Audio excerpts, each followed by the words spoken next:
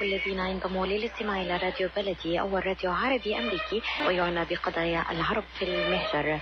برامجنا في راديو بلدي كل يوم جمعة من 8 وحتى 9 صباحا مع ليلى الحسيني في بث حي ومباشر عبر wnzk راديو 690 AM. صباح الخير بلدي، صباح الخير لكل مستمعينا. Welcome to Radio Baladi, the first Arab, Middle Eastern, and American simulcast radio show. Radio Baladi is broadcast every Friday morning on wnzk 690 AM from 8 until 9 Eastern Time on Good Morning Michigan with Layla Al-Husseini. Our call-in number 248-557-3300. And now, stay tuned for the best radio talk show on Arab and American issues with your host, Layla Al-Husseini.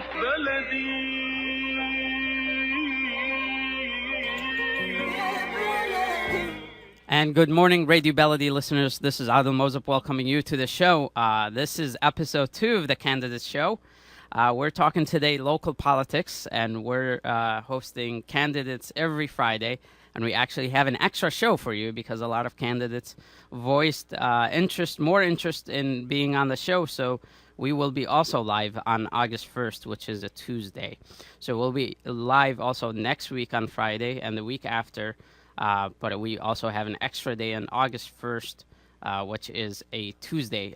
Thank you so much for joining us today. Hopefully this will be a great discussion that we're talking about city politics, and municipal elections are just around the corner. They're actually August 8th. Do not forget the date. If you will be out of town, you can vote early at the City Clerk, or you can request an absentee ballot by mail so you can have your vote counted on August 8th. If you don't know where your precinct is, or if you don't know if you're registered to vote, you can visit michigan.gov/vote. While it's too late to register for the primary, if you haven't registered, you can register for the general. The deadline for that is around October 11th. So today with me in the studios of WNZK on Radio Baladi, 4 candidates. 2 are running for city council. One is running for the city mayor, and one is running for the city clerk. So I have with me is Mr. John Schimizzi. Good Hello. morning. Good morning, Adel. And I do have with me Council President Susan Dabaja. Good morning, Adel and listeners. Good morning. And good morning to Mr. Tom Tafelski, President Pro Temp and candidate for mayor. Good morning. Good morning. And good morning, Council candidate Regan Ford. Good to see you, Adel. Thank you very much. I'm trying to get on Facebook Live after Mike helped us here at the studio to get on the Wi-Fi network. Obviously, I don't want to use my data. But we are live here. We just did the introductions. So I will go ahead around the room and ask you to tell us more about yourself, an intro to those who don't know you, and tell us why you're running for the post. So we'll begin with John. All right. Well, thank you. Well, I'm a lifelong resident of the city of Dearborn. My family has worked in the city in public service pretty much through all their lives. My mom, my dad, my aunt, and my uncle. I've received a bachelor's degree in management as well as a master's degree in strategic management, and I plan on using that experience that I've learned through my education as well as my 19 years of service at United Airlines and taking the city clerk position to the next level here in the city of Dearborn. I'm just looking for the voters to look at not just the political background, because I'm not a political person. I'm just a people person that does what's right for the people. So come August 8th, when they go to cast their vote, that hopefully they'll vote for John Schimizzi. Thank you, John. And Council President? Hi, I'm Susan Dabaja. And, well, I was born and raised in Dearborn. I did live a few years outside of the city, but I've lived most of my life here in Dearborn. I'm currently the council president, and I'm also an attorney for 12 years now. I'm also a mother of 3 children. I have my practice here in Dearborn, so I've invested a lot of my time in our city, including volunteering for civic organizations and nonprofits. So I have a very good understanding of what our needs are, our concerns are, and what we want in our city. I ran 4 years ago, and I was elected and as the top vote getter, I earned the seat as the council president. And I'm looking forward to running again and hopefully being able to serve again if the voters would have me.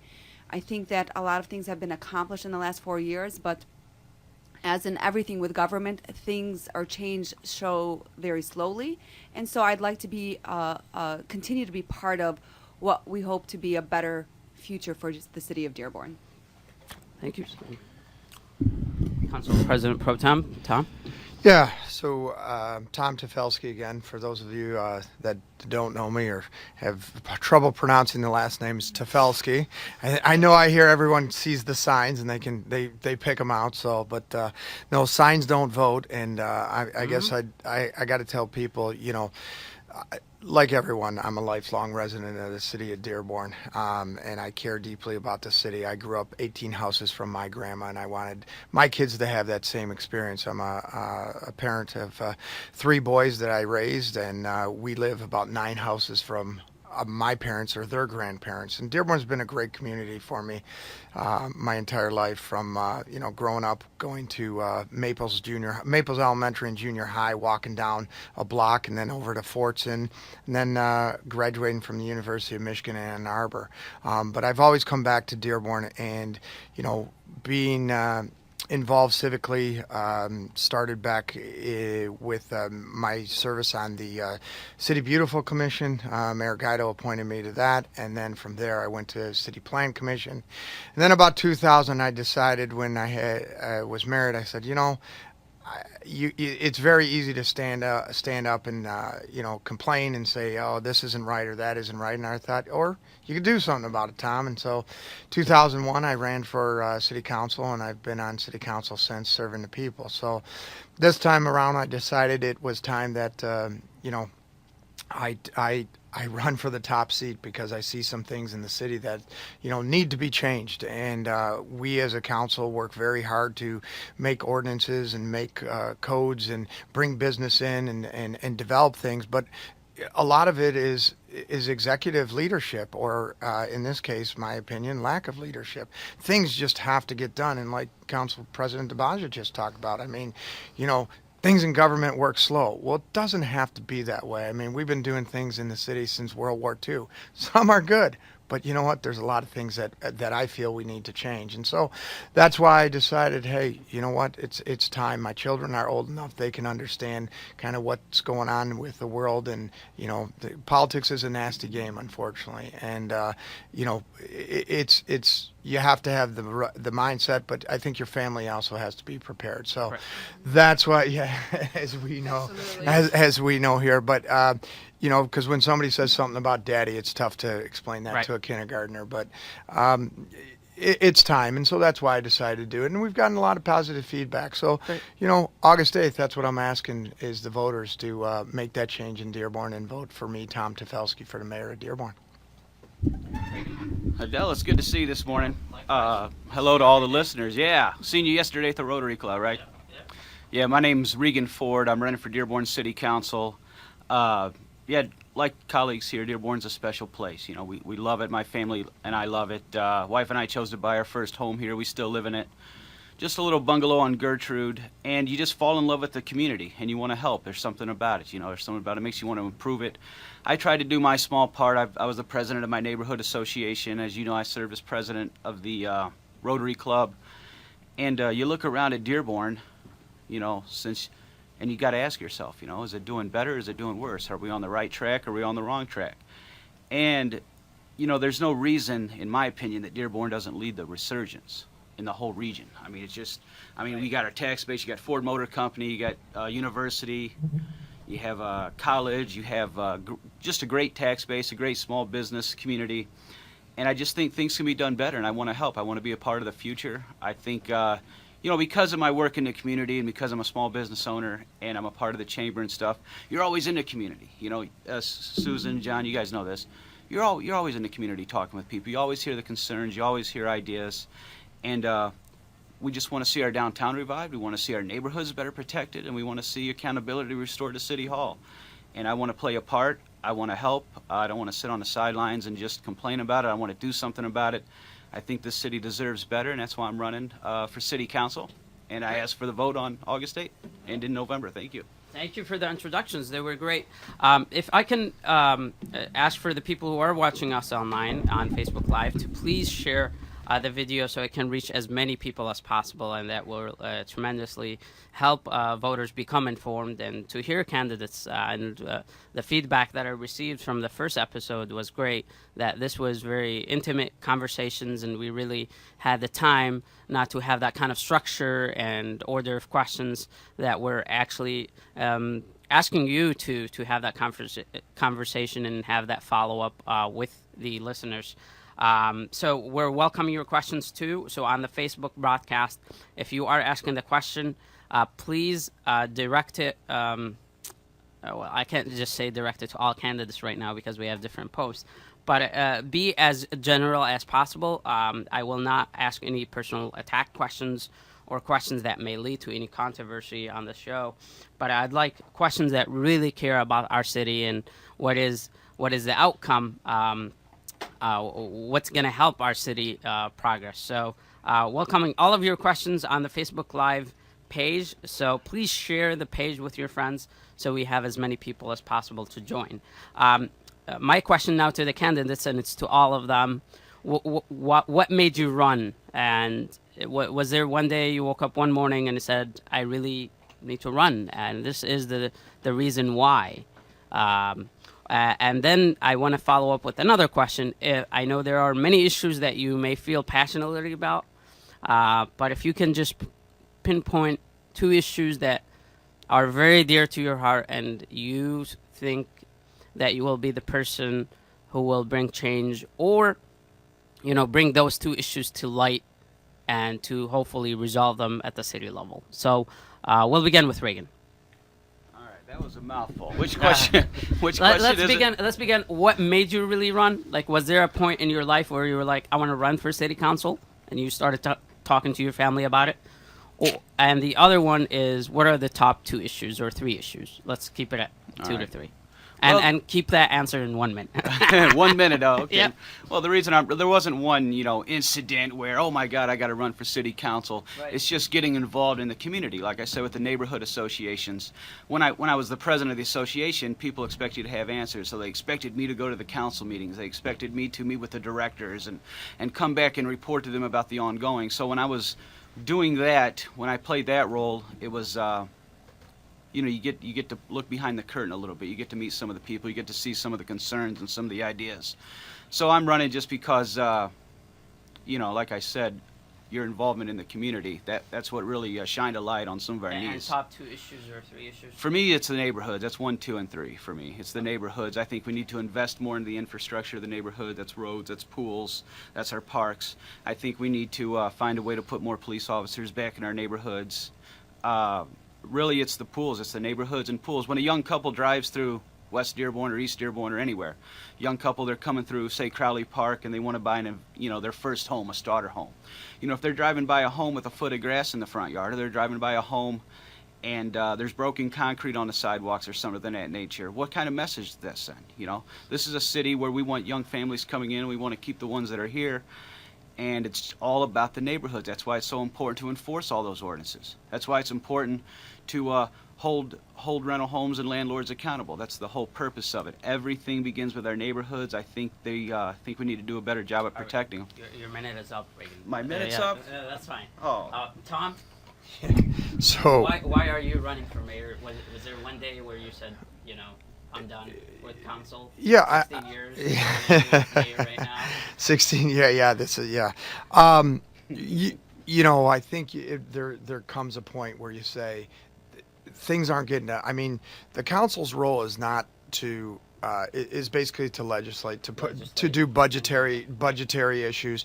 It's not to enforce, okay, and it's not to develop, and when you have people that come to the council meetings and they say, we're coming because we've called multiple times to multiple departments, no phone call back, I don't care where you live. I mean, to me, it's one Dearborn. You'll never hear me say East Dearborn, capital E, West Dearborn, capital W. But it's one Dearborn. So it doesn't matter what your concerns are. Your concerns are your concerns and are very important to you, whether they're a giant concern or not. I mean, we see it on council every single meeting. The enforcement arm or the development arm or the the administration of the city, the direction of the city, that is the executive branch. That's the mayor's office. And I've been on the council for 16 years. And then you get to a level of frustration where you say, you know what, we can the biggest example I can bring you is when there was all the shootings that were occurring at Live Lounge, Nar Bar, and the Post Bar. That was an identifiable problem that caused harm to every single resident. And top two issues, Tom? It's public safety, neighborhood. I mean, it's public safety, neighborhoods, and economic development. Those things they all are integrated in one. And, the neighborhoods, if you don't have strong neighborhoods, no one's going to shop in those business districts. Right. If you don't have strong business districts, no one wants to live in your neighborhoods. Right. And then your tax base erodes. So, why did I run? Because I'm sick of having people come up to our meetings and say, well, I've lived here for years and here's my issue. And then it's thrown on the council. And we try our best, but at the end of the day, we have to refer to that certain department. And then it's up to that department and the executive branch to follow through. And it's very frustrating and tiresome. It is. I actually can speak to that multiple times. I've reached the city, talked to them about one issue, and it takes me 4 months, sometimes 7, just to get a freaking dumpster. Unacceptable. My language. Unacceptable. Very unacceptable. Unacceptable. And I appeared in front of council many times to Right. complain about it, and I don't really need to. No. I just need to call the city. I'd be like, this is a problem. This is a violation of the ordinance. And the city should just resolve that. That's what I'm expecting. So I use 2 words, and I'll leave it at that. Yeah. Is consistency and enforcement. We are inconsistent, and we don't enforce, or we over-enforce. But Right. those 2 words, consistency and enforcement, most people want to comply, and most people want to understand. So we need to be consistent and enforce, and that I think everybody would be happy. Sure. Thank you, Tom. Susan, obviously, you decided to run a long time ago. Well, in 2013. That sounds very long time ago right now. But years what away. made you? Obviously, you ran last year for judge, and this year you decided to run again for council. So that question probably doesn't much apply to you right now, but I'd leave it. I'd leave that at you. I think it does. I'll answer it. I know there was a question last year whether or not I would run for council again. Right. And I try to tell people it was never a question. If I didn't gain the seat in the courthouse, I knew for certain that I would definitely want to continue the public service that I'm serving in the position that I'm serving in now. 4 years ago, I finally made the decision to run, but it had been a buildup of, I think, community service, helping others on their campaigns, and really voicing my concerns and acting as a voice for those I felt really didn't feel comfortable enough to voice their concerns or their complaints or what they feel is important to them. And like I said earlier, as an attorney, I've had to represent a lot of clients and speak on their behalf, and it became part of who I am. And even as a young girl, my parents would always say, if Susan's passionate about something, she definitely is going to keep sticking to it and keep talking about it and figuring out what to do to get it done. So 4 years ago, I sat down with my husband and my kids, and it's we're a family unit, and so when I made the decision, we had to make the decision together. And I will say I've been blessed with a very supportive family. My children, my husband, and my parents, siblings, and extended family have been extremely supportive of each and every time I've ran, and I want to continue to make a difference. I think you could serve. If you can tell us the issues, the top 2 issues Absolutely. or 3. Tom and Regan hit on it, spot on. It's our neighborhoods. But something that I was going to add, and Tom added, was it's a combination of our neighborhoods, our public safety, and our economic development. Because as he stated, you want to be able to live in a nice environment. You want to be happy. You want a clean area. You want to raise your children and feel safe. But at the same time, you want to be able to go someplace where you could eat and you could shop and you could, do this, get the services that you need on a daily or weekly basis. And if you could do all that in Dearborn, then we're blessed. Right. So that's something that I think we've focused on heavily in the last 4 years, and I'm sure the previous council as well. But that's something that's been a focus for us, very much so. Great. We're actually getting a lot of questions on Facebook Live. We'll get to those, I promise you. But we just have one more question now for our city clerk candidate, John Schimizzi.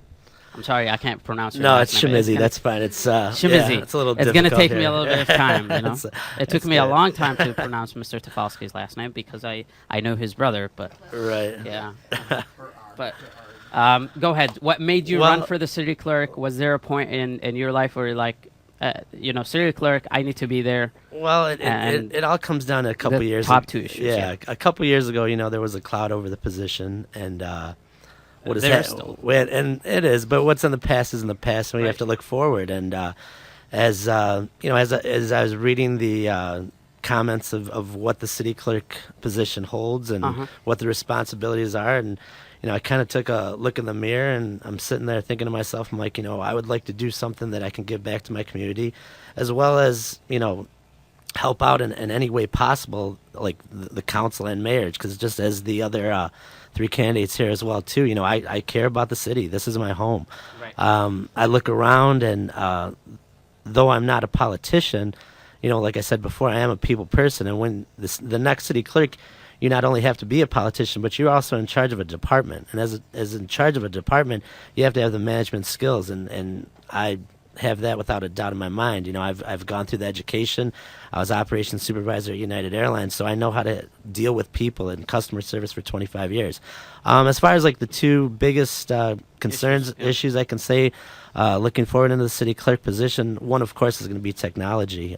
We have to keep up to date with what's out there and what's going to help us be efficient and make sure that everyone realizes that we are up to date with what the standards are. The second one is, I would say, which is one of many, is getting the younger voters involved. You don't see too many cities across the nation really try to get out there to your younger voters by going to the high schools and colleges and making sure that they understand that you have your right as a citizen of the United States to voice your concerns, and your vote is your voice. So the only way that you're going to get that out there is by voting. So. Okay, great.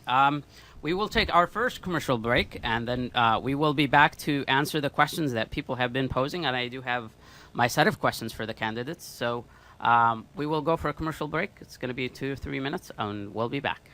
The Rama Relief Foundation provides humanitarian aid into areas inside of war-torn Syria, as well as aid to the refugees who have fled to the neighboring countries in the Middle East. The foundation offers food baskets, container shipment, mental health, education, soup kitchens, and more. Go to ramarelief.org or call 248-990-4247. Any donation amount made to Rama will go to sustaining many lives. Call now 248-990-4247.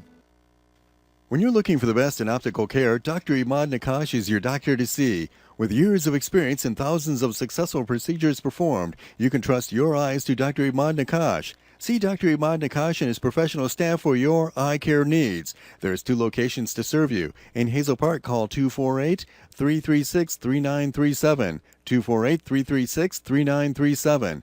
In Rochester Hills, call 248-299-3937. That's 248-299-3937. A car accident can change your life in an instant.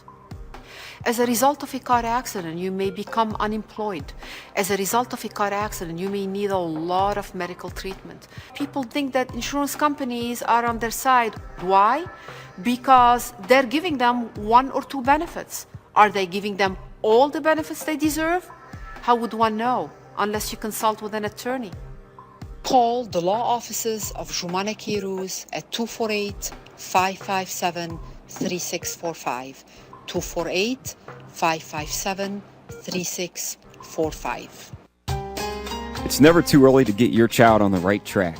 From their first words to first grade, Dreamy Children's Center in Troy works closely with parents to provide an experience that goes beyond early education. The highly qualified and experienced staff use a variety of programs that can help nurture important personality traits like responsibility, independence, problem solving, motivation, and respect. They also have educational programs ranging from preschooling for infants, toddlers, transitional toddlers, and pre-K to Montessori-approved programs and bilingual curriculums for young children. They're open from 6 a.m. to 6:30 p.m., can provide breakfast, lunch, and dinner with snacks in between, and can also arrange for after-school pickup. Dreamy Children's Center in Troy is located at 37373 DeQuinder, just above 16 Mile Road, and can be found on Facebook at Dreamy Children's Center. Ask about the free preschool program. Call today, 248-680-9170, 248-680-9170. Ziad brand. Quality products from our family to yours. Ziad Brothers Importing offers the finest quality products, including brands like Sultan, Kraft, Nestle, Hook, Rico Picon, Donna, and many more. Ask your retailer to carry these fine products because you deserve the very best. For more information, visit our website at www.ziad.com. That's www.ziad.com. Ziad, quality products from our family to yours. And welcome back, Radio Baladi listeners. This is Adel Mozip welcoming you to the show. This is the series that we're calling the Candidates Show. And I had the pleasure of hosting 4 candidates for City Council last Friday. And today I have with me 2 candidates who are running for City Council, one running for Mayor, and one running for City Clerk. It's a pleasure having them today with me. So we have a question here about... for Tom specifically about his, he was not able to make it to the forum last night organized by the Muslim youth of the Islamic Center of Detroit as well as the City of Dearborn Instagram page. They coordinated this together and really had a nice forum. I really give it up to them and for their organization. But Tom, prior to the break, you told us that you had... prior engagement. Exactly. I mean, so one of the things, like we all just said, is, the big thing is the neighborhoods and that neighborhood feel. And so I was approached and worked with the Save Our Pools organization since their inception, really, because, I grew up, Ford Woods was my pool. I went to Maples and then Ford Woods. I even remember a time in the summer where if Ford Woods was closed, they would open Maple schools. We had the schools. So it was kind of like you went there in the summer for a little bit, and if it was a rainy day, you could go there, Ford Woods pool. But so the Save Our Pools I've been involved with because I really think that's kind of the core of a neighborhood, the parks, the pools, the kids getting together. So I sponsored a couple of those events. We did Ten Eyck, we did Lapeer, and then last night was Summer Stevens. And so we set these up months ago, and you can't cancel on the kids. Okay. So we had 350 people there, and Nancy sure. Milosevic, who kind of heads that, she was gracious enough to get me over by the lifeguard and throw me in the pool that night. So yeah. Hopefully you didn't have your phone with you. No, that was the only thing. As I was going in, I said, I hope I don't have my phone. So. Great. Well, but you can't be in 2 places at once. And, we did the League of Women Voters, which, again, I appreciate those guys last night setting that up. But the League of Women Voters, that's the forum that, was broadcast and will be replayed on CDTV as well.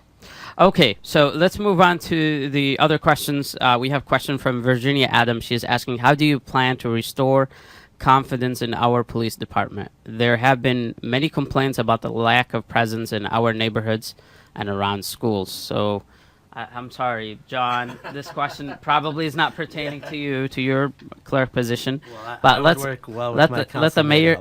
Sure, yeah. But we'll get a question. I have a really good question for you. So let the council candidates. We'll begin with Regan and Regan. Sorry. What? So how do you restore confidence? And there are many complaints about the lack of police presence or patrol in neighborhoods. Sure. I'll stick with the lack of police presence. I think the other one's an administrative question. But as far as the police presence, I agree 100% with Virginia. That's one of my main issues. It's going back to the neighborhoods. How do we keep them safe? How do we keep them nice and desirable so that people want to move here? And it's a balance. You got to have a balanced approach because obviously you can't pull them out of the high crime areas and in the commercial districts, but you got to find a way. I don't know if it means investing more money, hiring more cops. I don't know what we have to do, but we have to get more officers in the neighborhoods. We can't be waking up in the morning and find cars up on blocks. I mean, it's going to happen. It happens with every city, but we got to find a way to limit it. We have to try. That's a simple matter. I mean, all of us, everyone in this room can speak of a city, in Metro Detroit especially, that we've watched over the years just go on a sad spiral, and we don't want that in Dearborn. Dearborn's better. I mean, this used to be the preeminent city in the Midwest, to be quite frank about it, and it can be again. But we have to protect those neighborhoods. We have to get more officers in them. I would support that on council 100%. As for how to do it, you would have to, it's a thing we'd have to work on together as a council and with the administration as to how to do it. But I agree 100%. Thank you, Regan. Tom, as a mayor, how would you restore confidence in our police? And by the way, in my opinion, Chief Haddad does a great job of doing a lot of things. We may disagree on some things, but I believe he's a great chief. But what do you think, Tom? So, you know, that's one of the biggest things, like the neighborhoods, the policing in the neighborhoods, the public safety. So this last budgetary season we went through, the council went through, that was one of the things we offered, was a traffic enforcement unit. So you look at the city of Taylor, you look at the city of Redford, you look at Southgate, you look at Allen Park, they have dedicated police officers for traffic enforcement. Dearborn does not. Mm-hmm. We have a traffic bureau, but we don't have dedicated officers and dedicated resources for those neighborhoods. In other words, if there's a call that comes in, that officer or those officers are tied up on a call. There's no one there that's specifically, you know, patrolling the streets, patrolling the neighborhoods, doing that for traffic enforcement, or just to have a visual presence. Because sometimes it's not all about writing tickets. It's about having a visual presence too. But we've offered that to the administration. We offered that to the chief, the police department, and they said they're fine the way it is. The problem, if you talk, you know, Adele, if you talk to our men and women that are out there, they're overtaxed with the runs. The run volume over the last 5 to 10 to 2 to 3 years has just increased. And so we don't have, you can't do everything at once. And that's, so I would have a dedicated traffic safety bureau that would be, you know, hot spots, borders, neighborhoods. You talk about traffic info, or you talk about, I think that was just mentioned about auto thefts. We also said there's 2 task force out there in Southeast Michigan, one's SEAT and one's Action, and they are both part of multi-city jurisdictional task force. And what happens is, if you join those task force, you get those resources. It's much like we belong to the U.S. Marshals task force. So if something happens, we can call in extra support, the U.S. Marshal, because there's a Dearborn guy there. It just helps to build your resources. We have cars. In fact, this morning, a guy got his Dodge Charger, I think, was they took the back window out. It's caught on camera, and they backed it out of the drive. I'm not saying we can prevent that and we can stop everything, but there's no reason why, as a border city, which the other organizations or the other municipalities that are in SEAT and Action, there's no reason why we can't participate in that. As far as the integrity, I think our officers do a phenomenal job. Yeah. I disagree with the philosophical deployment, if you will, of how our resources are spread. And SEAT and Action, that's SEAT and Action, that's one of the things. I mean, and the task force, you know, just like a bar or entertainment district detail. So that's, you know, I mean, but that is truly an executive function. Okay. So. Susan, how would we restore confidence in police and deploy more officers in the neighborhood?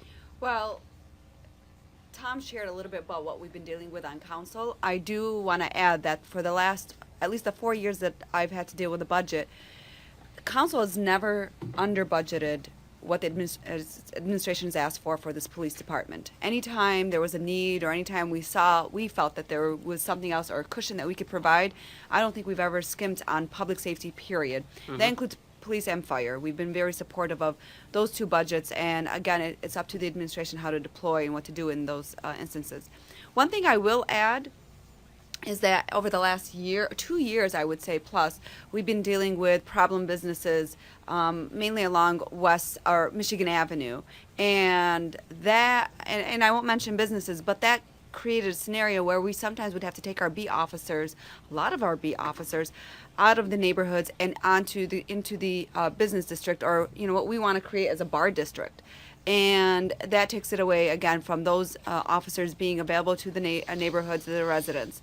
So what we did was we created an ordinance that allowed for the creation of the nuisance abatement board, and that has proved to be beneficial already.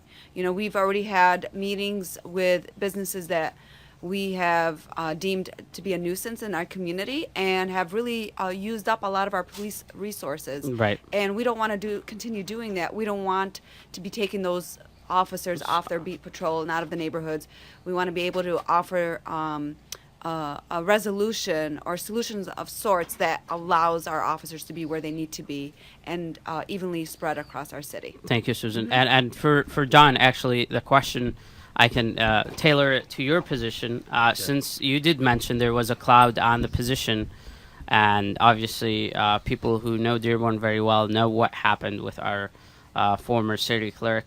Very unfortunate situation. But how do you restore confidence now in that clerk position if you get elected? Well, you have to look at it as it's this customer service based position. You know, you have to get out there with the people. Not only in the office, but like I said, this job is not going to be a 9-to-5 job any longer. Right. When I get elected as the next city clerk, I will be out with the people at events and just getting to get their input, you know, what they need to know about the city clerk position. Because to be honest with you, until this happening that has occurred, not a lot of people know that. Not a lot of people even what exactly are the roles and responsibilities. Exactly. Of the city clerk. Not many people knew who the city clerk was. Not many people knew what the city clerk did.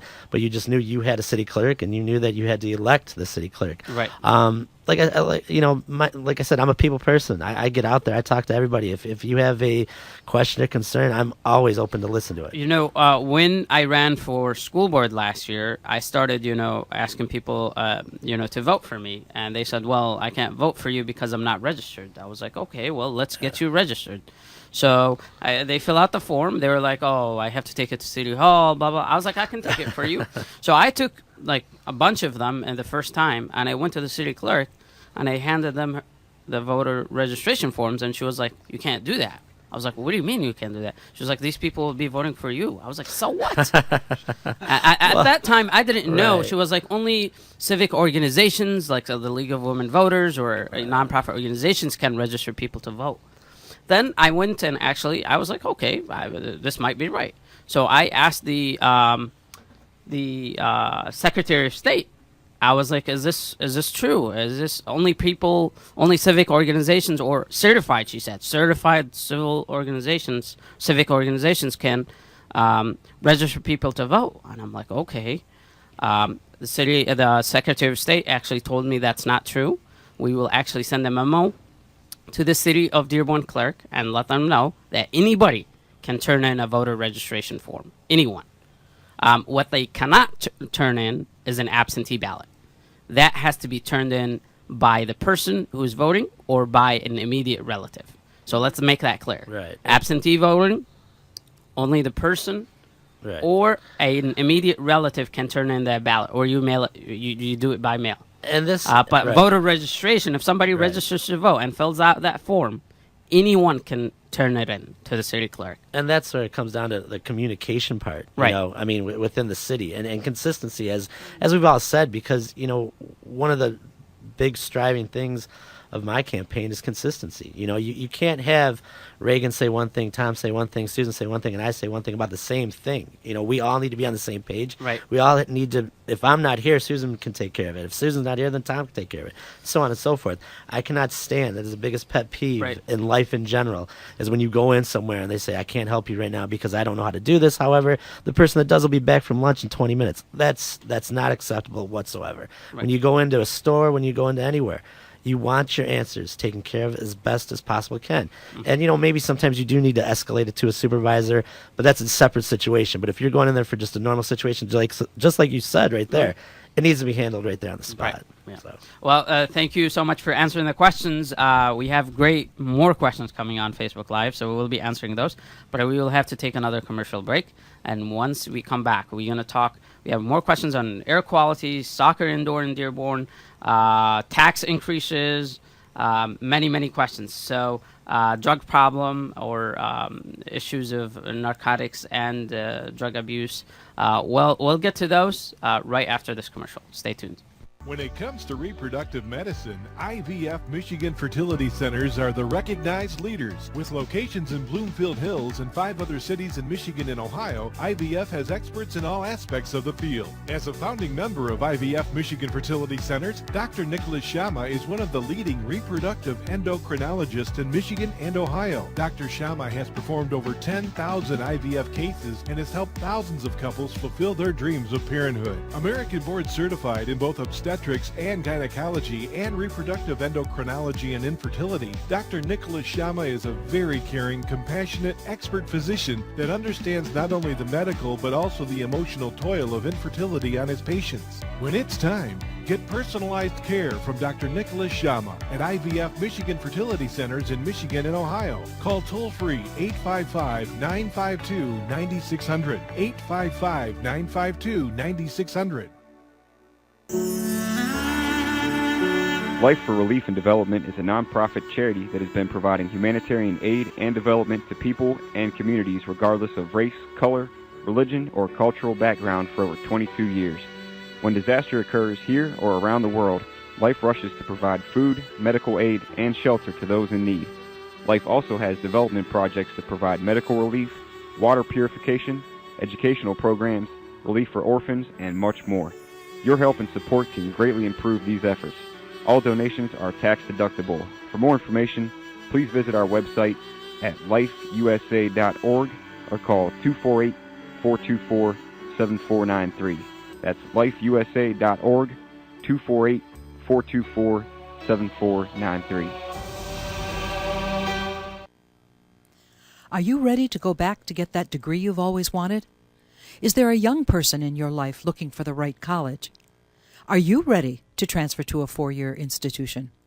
Well, take a look at today's Marygrove College, a tradition of academic excellence right here, right now in the city of Detroit. Classes start September 5th. There's still time to apply for fall and get scholarships. Don't pass up this opportunity. marygrove.edu. Ahlan bikum fi Marygrove College. Are you going to start a restaurant or grocery store soon? Do you need floor plans and designs? Call Naji Abood at 734-744-9796. Do you want to buy kitchen and restaurant equipment at discount prices? Call Naji Abood now, 734-744-9796. New Concept Products and Design, the trademark of kitchen equipment. 5% discount on all purchases of $75,000 or more. New Concept Products and Design, new location, 31185 Schoolcraft in Livonia. Learn more at www.newconceptproducts.com. Call Naji Abood, 734-744-9796. And welcome back, Radio Baladi listeners and people on Facebook Live who are following us. Thank you so much for those who have actually shared the Facebook page or the Facebook live video. I really appreciate that. That really means a lot to me that you're supporting this show.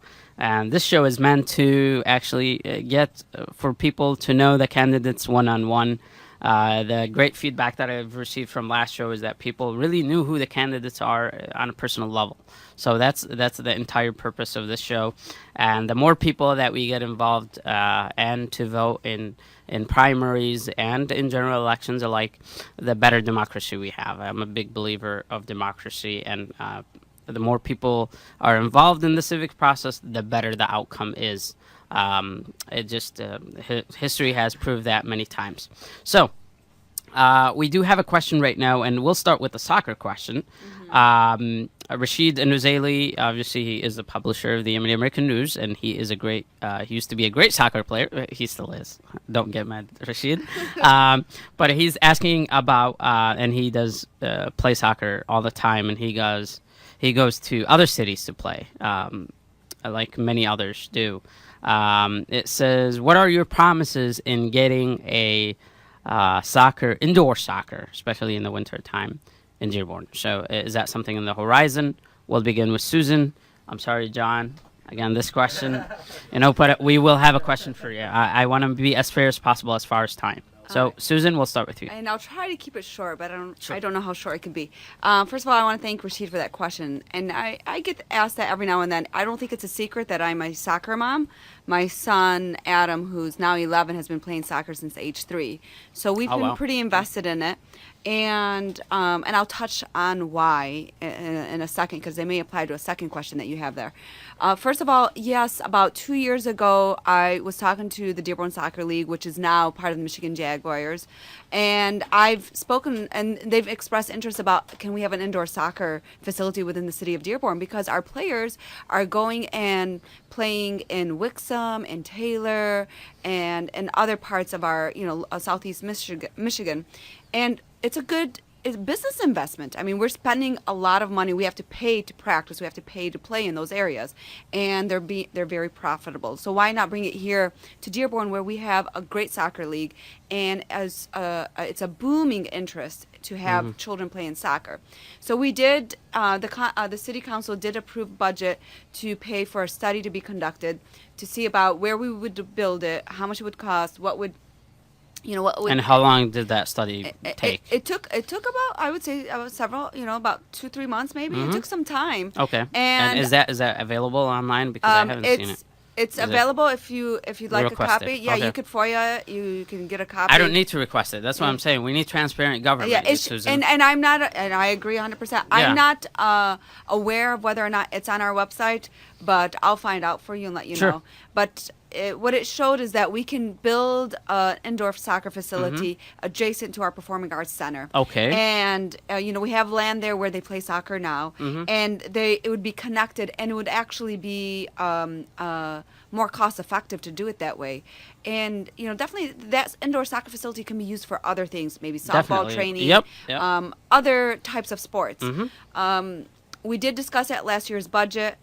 Obviously I was pushing for it, and we're not there yet as far as 100% support to push this forward.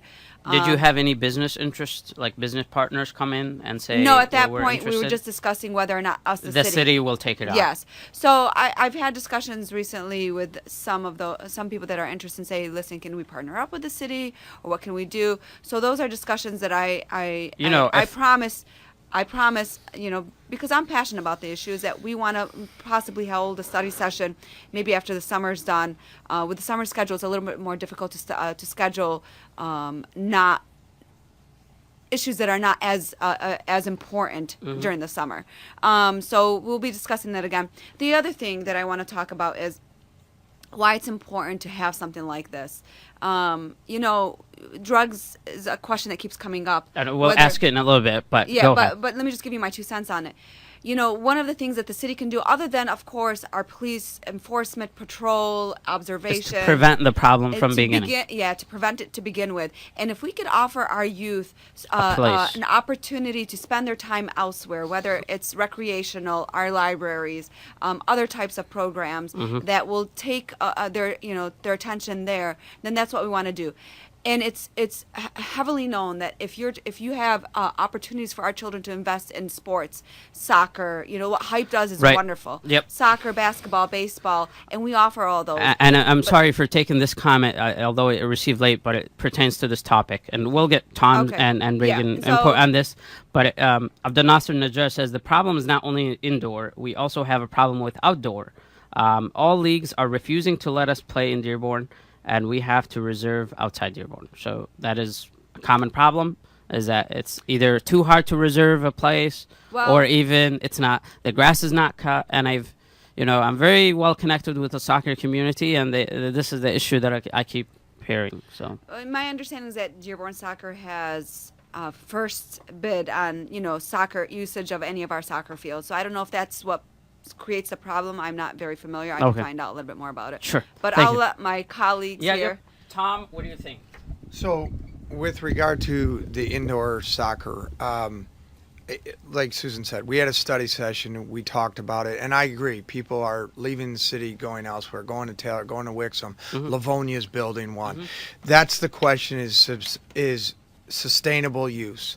Is it sustainable use? We all think it's sustainable, but is it truly? So that's why we go out, we commission a study, we have it done.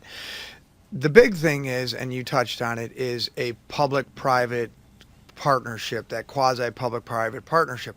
I personally would rather see a private entity do it like is being done in the other cities.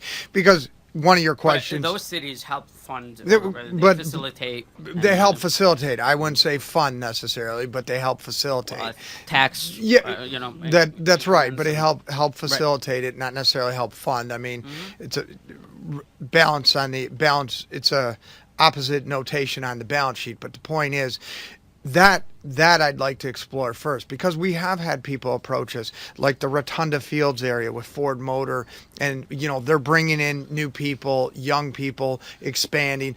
Then we've also had a group of businessmen that we're looking at an area along Prospect by Gear Park, between Gear Park. That would be wonderful, my neighborhood. But so between Gear Park and Schaefer. So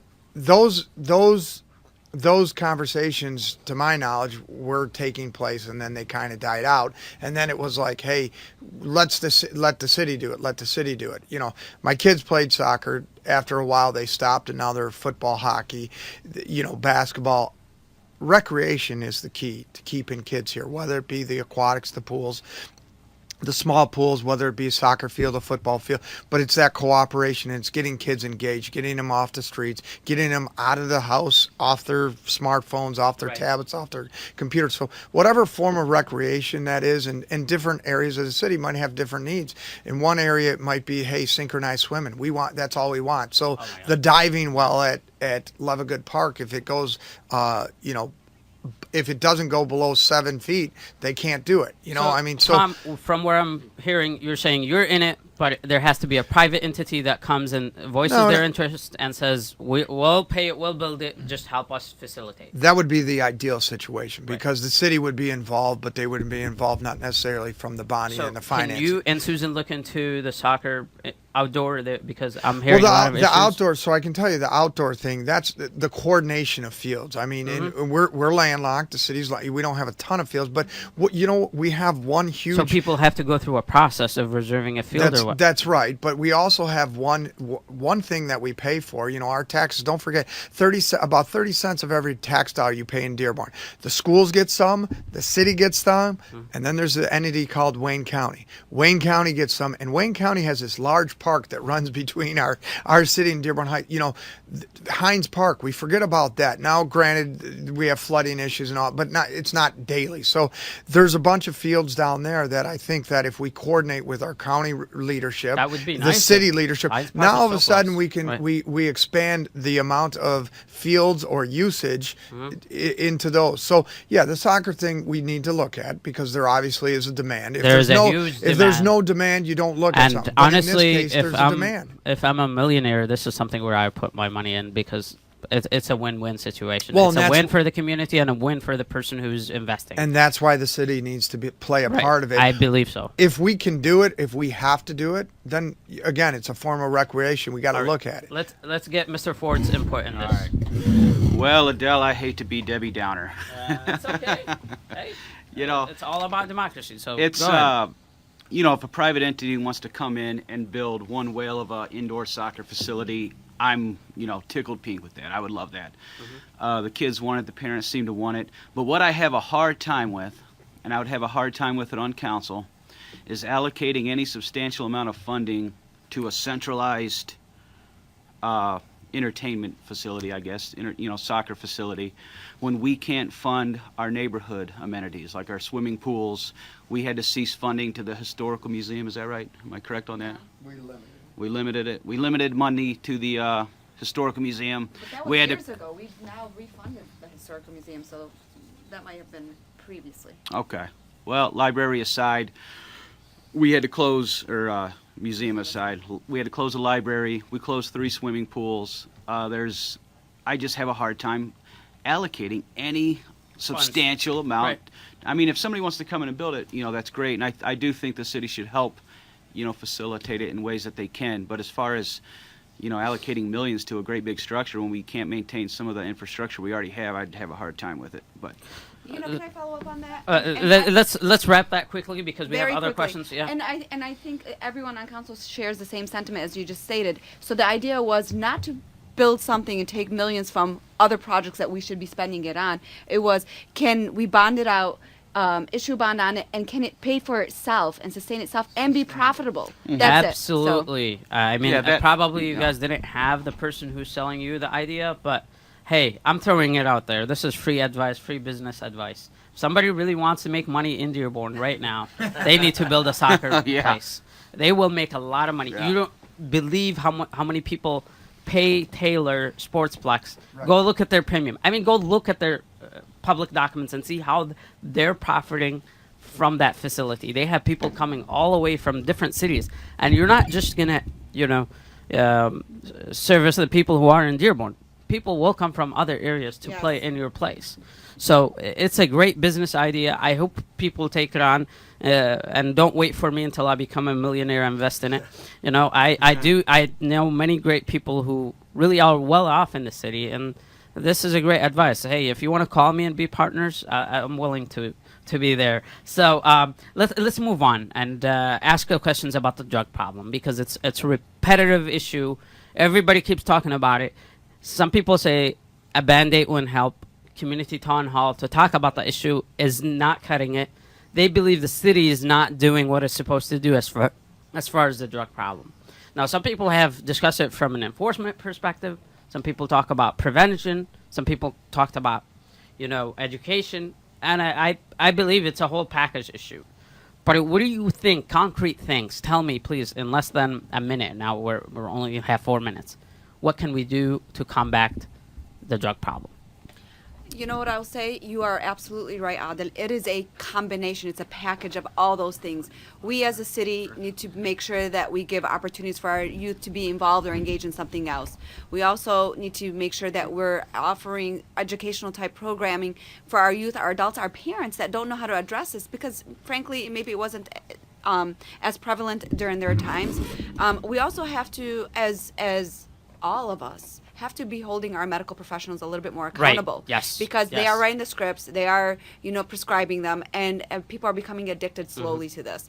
And we also have, through our court system, possibly look into going back and implementing something similar to the drug court. We have to move on to 30 seconds. Yep. All right. So just there's been a lot made about a 2012 drug court. Well, first of all, that line item never came in front of the council, and it wasn't like my solo thing. So I want to clear that up. It takes a prosecution position, a state position, and then also the local administrative position.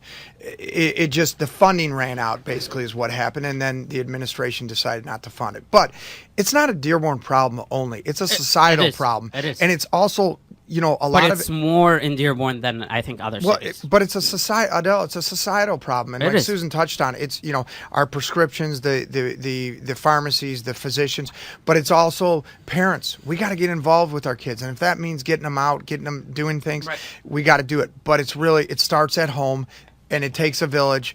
I get that concept, but it does start at home. We got to understand that with our kids. Yeah, with me, like Tom said, societal problem. I like to get the DARE program back, or one similar. Where we get them in the schools. Telling kids stay off drugs. I remember it. I think all of us, a lot of us at least, would remember that. Get in the schools, and another thing, a big thing, is the pharmacies. You got to crack down on the pharmacies. There's guys making millions of dollars selling prescriptions that people don't have. It's just, I'm sorry, we'll have to leave it there. Yeah. Thank you so much for everybody who joined us on Facebook Live, everybody who joined us on the air. Thank you for the candidates. Best wishes on August 8th. Don't forget to vote. It's primary. It's your vote. It's your voice. Have a great one. See you next Friday. Thanks, Adele.